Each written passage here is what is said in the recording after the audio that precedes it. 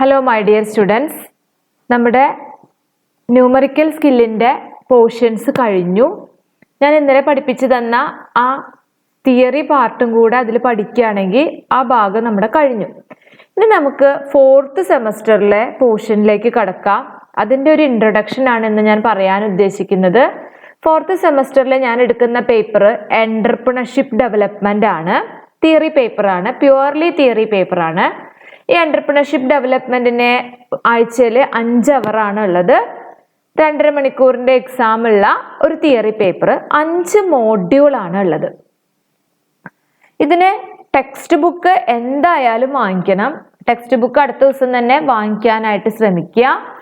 ഇതിൽ നമുക്ക് പഠിക്കാനുള്ള ഭാഗം എന്ന് പറയുന്നത് എന്താണ് ഒരു ബിസിനസ് സ്ഥാപനം തുടങ്ങുകയും അത് നടത്തിക്കൊണ്ടുപോവുകയും ചെയ്യുന്ന വ്യക്തിനെയാണ് എൻ്റർപ്രണർ എന്ന് പറയുക.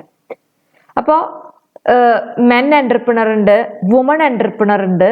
ഇനി അവർ ചെയ്യുന്ന പ്രവർത്തനത്തിനെ അല്ലെങ്കിൽ ആ ബിസിനസ്സിനെ നമ്മൾ പ്രൊജക്റ്റ് എന്ന് പറയും.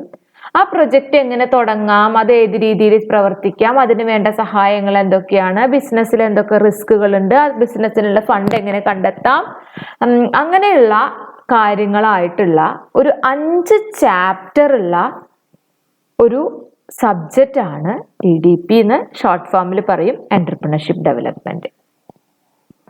അപ്പോൾ ഇപ്രാവശ്യം കഴിഞ്ഞ വർഷത്തെ കുട്ടികൾ എക്സലിൻ്റെ ടെക്സ്റ്റ് ആണ് വാങ്ങിച്ചത്. എക്സലിൻ്റെ ടെക്സ്റ്റ് വാങ്ങിക്കുന്നതുകൊണ്ട് കുഴപ്പമുണ്ടായിട്ടല്ല, വാങ്ങിച്ചോളൂ. നിങ്ങൾക്ക് താല്പര്യത്തിന് എന്താ വെച്ചാൽ വാങ്ങിക്കാം.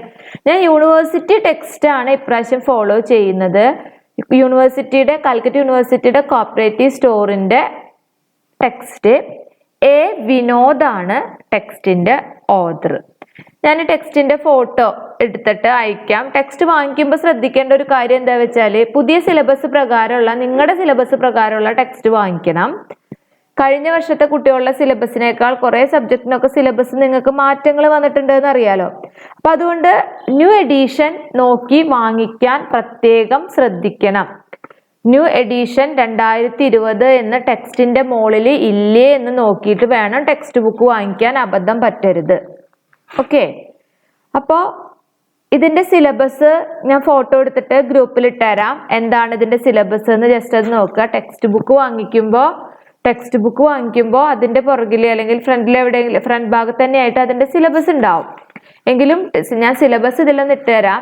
ഇതിന്റെ യൂണിവേഴ്സിറ്റിയുടെ കോപ്പറേറ്റീവ് സ്റ്റോറിന്റെ ടെക്സ്റ്റിന് വില 100 രൂപയാണ് ഇതിൽ കാണുന്നത്. 100 രൂപയാണ്. അപ്പൊ ഇന്ന് ജസ്റ്റ് ഒരു ഇൻട്രൊഡക്ഷൻ പറയുന്നേ ഉള്ളൂ കേട്ടോ. എന്താണ് എൻ്റർപ്രണർ എന്നുള്ള കാര്യങ്ങളൊക്കെ. അടുത്ത ദിവസം മുതൽ നമുക്ക് ക്ലാസ് സ്റ്റാർട്ട് ചെയ്യാം. പറ്റുകയാണെങ്കിൽ എത്രയും പെട്ടെന്ന് തന്നെ ടെക്സ്റ്റ് വാങ്ങിക്കാനുള്ള സംവിധാനം ചെയ്യാം. Okay, thank you.